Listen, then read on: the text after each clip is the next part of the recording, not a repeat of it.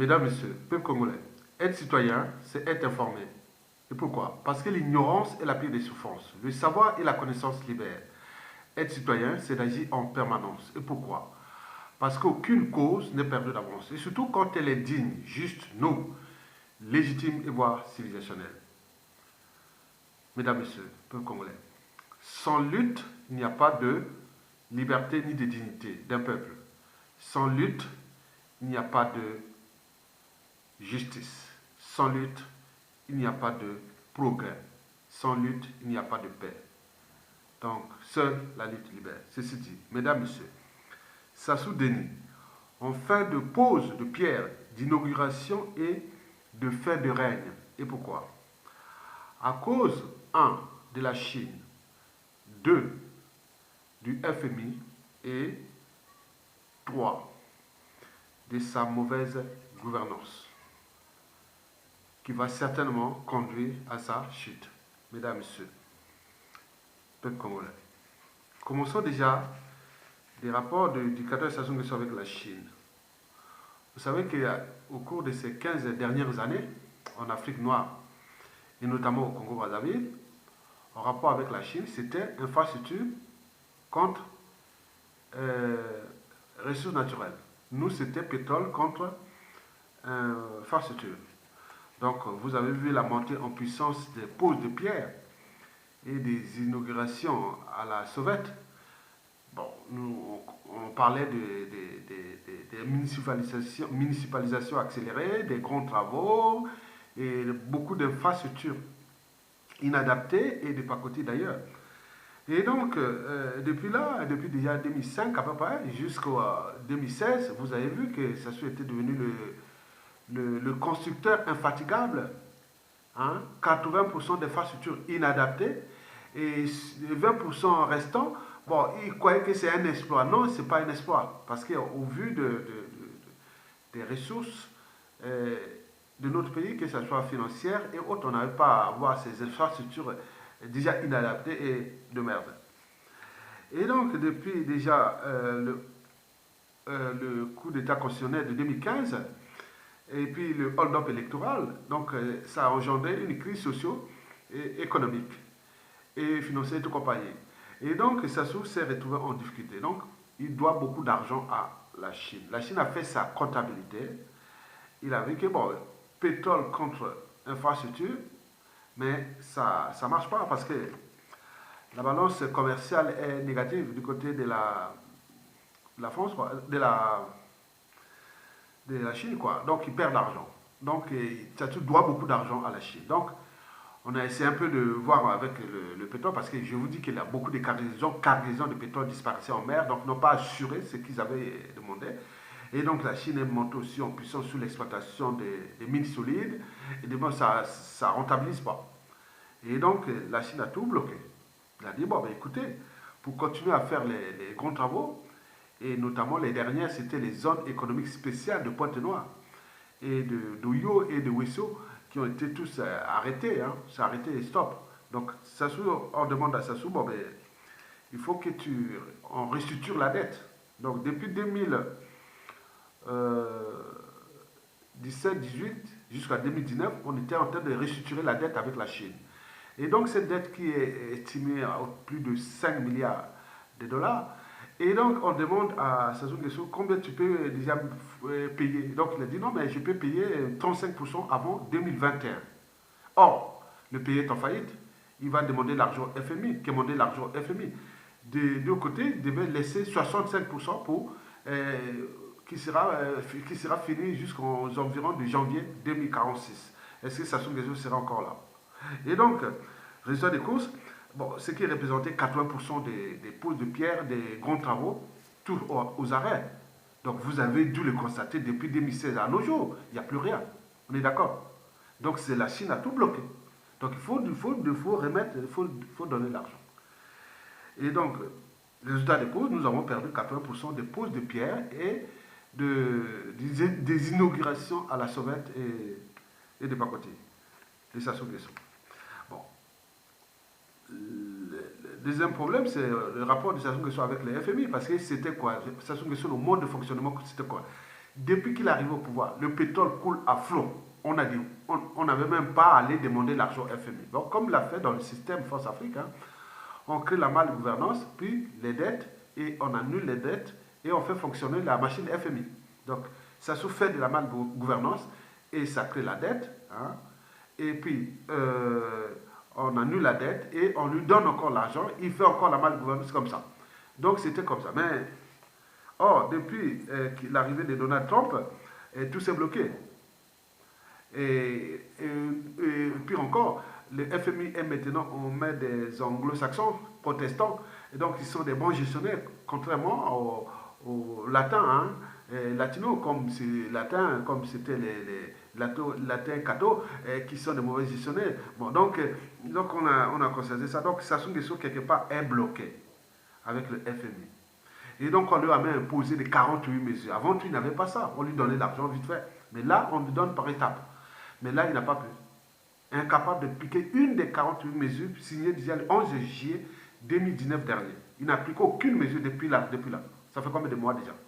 Donc, il est bloqué, il n'a pas d'argent. Donc, comme il n'a pas d'argent, donc tout est bloqué. Ces affaires de Sassou Nguesso sont bloquées, surtout avec la Chine. Parce que la Chine avait dit, bon, on peut faire des affaires ensemble, si et seulement si tu as de l'argent avec la... Si le FMI te donne l'argent. On te fait un emprunt, on peut continuer. Le FMI a refusé. Le FMI demande, non, il faut voir la visibilité de ta dette avec la Chine. Non, là, c'est opaque. Et donc là, tout est bloqué. Donc, qui renvoie la balle? Le FMI, la Chine, et donc là, c'est bloqué. Donc, ça perd déjà 100%, presque 80% de ces poses de pierre. Et donc, ça va être bloqué. Donc, rassurez-vous qu'il n'y aura plus de poses de pierre parce que le FMI bloque et la Chine aussi. Et comme le modèle économique de Sassou n'est pas aménageable, donc nous passons à la troisième raison ou cause qui fait que bon, Sassou est en fin de pose de pierre et de fin d'inauguration à la Sauvette. Donc on l'a en rapport avec son modèle économique. Vous savez que 80% du modèle économique de Sassou n'est fait que sur les rentes pétrolières. Or, le pétrole, avec la demande mondiale, avec l'effondrement des cours des barils de pétrole, avec plein de pétrole déjà gazé, on ne touche plus rien.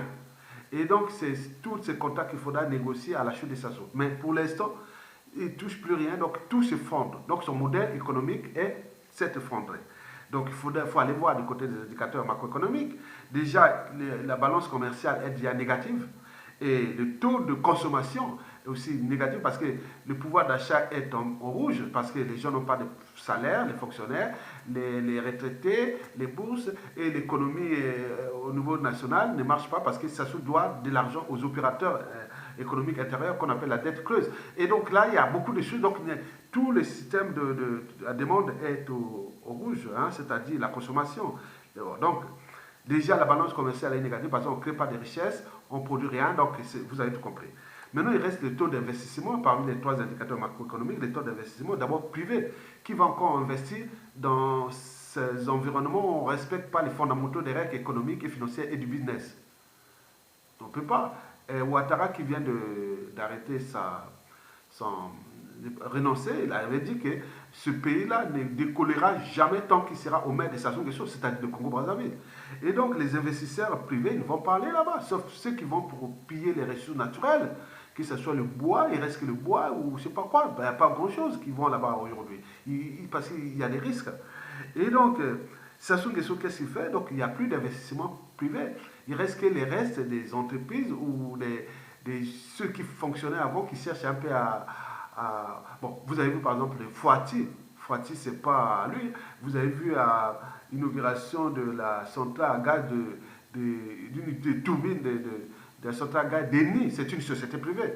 Pour le port autonome de Pointe-Noire qu'il a vendu dans les conditions d'opacité totale à Bolloré, c'est une compagnie privée. Ce n'est plus l'État. Donc, vous voyez qu'il va faire des inaugurations qui ne sont pas du Congo. C'est ce qu'il va faire. Et au niveau de l'investissement public, il ne peut plus parce qu'il y a la dette. On ne peut plus lui donner l'argent. Où est-ce qu'il va? Il va produire quoi? Il n'a jamais diversifié l'économie. Il n'a jamais fait. Donc il est là, il est bloqué. Sassou est bloqué. Qu'est-ce qu'on en fait? Il faut le chasser. Il est bloqué. Il fait la diversion. Maintenant, il reste quoi? Bon, il reste que les investissements des rapports bilatéraux, multilatéraux. Par exemple, bon, le cas de l'aide au développement, hein, qu'on a vu sur les portails et portiques du port de Brazzaville, là. C'est l'aide au développement de l'Union européenne et de l'aide et de la France. Et c'est minable. Et bon, on a vu pour les programmes des banques africaines de développement qu'on a vu pour la route qui est en train d'inaugurer aujourd'hui. En partie, c'est financé par le programme de la Banque africaine de développement pour l'Union africaine et tout. Donc, c'est pas lui, il va en profiter, il va pirater, hein, il va parasiter des programmes de l'Union européenne ou la Banque mondiale qui fait partout dans tous les pays qui répondent, qui sont membres ou qui répondent à ces critères-là. Mais lui, il va en profiter que c'est lui qui fait ça. Non, c'est des programmes des Nations Unies ou des banques mondiales ou de l'Union européenne ou de la France, de l'aide au développement et autres. C'est pas lui. Pour le Congo, il n'y a plus rien. Retenez bien, il n'y aura plus rien.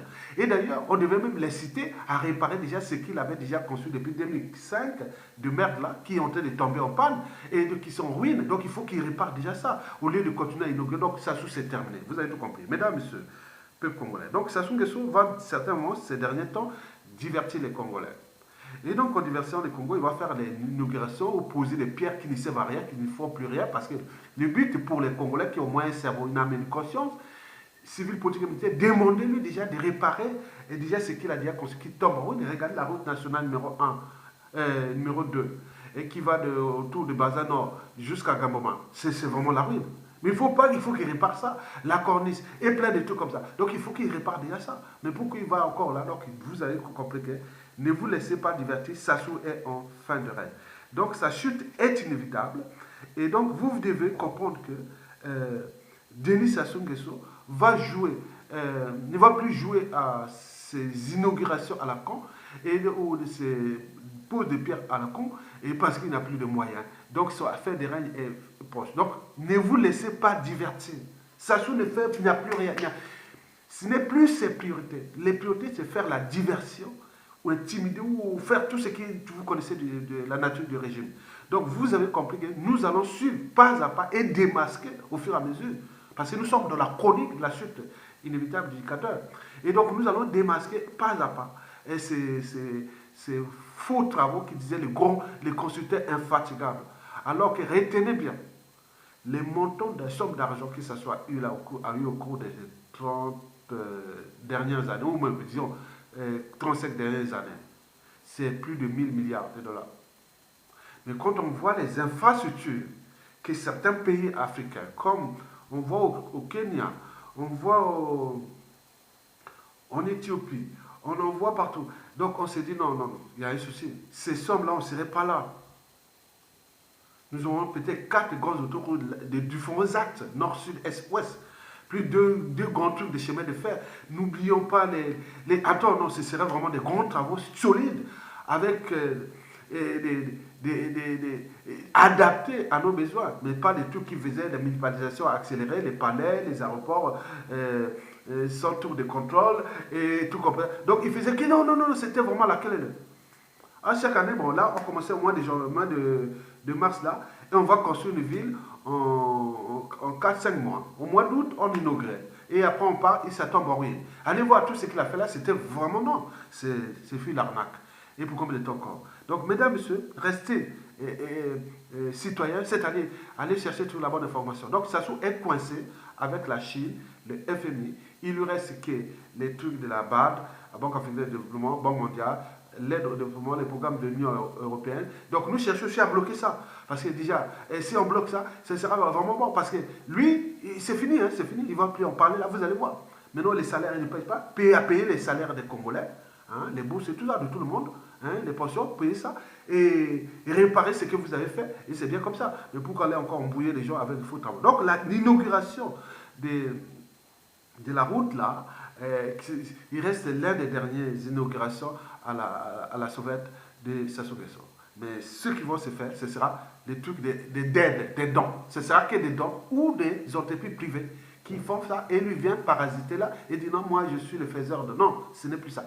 Pour le Congo, il n'y a plus rien passé. Le taux d'investissement est au rouge parce que nous avons une dette énorme et on n'a pas encore reçu ces dettes-là. Et c'est sur le modèle économique ne marche pas, donc on ne produit rien. Et donc c'est pourquoi tout va se fonder. Et c'est en se fondant et ça va le dégager aussi. Mesdames et messieurs, peu congolais, je vous remercie et bon vent à tout le monde.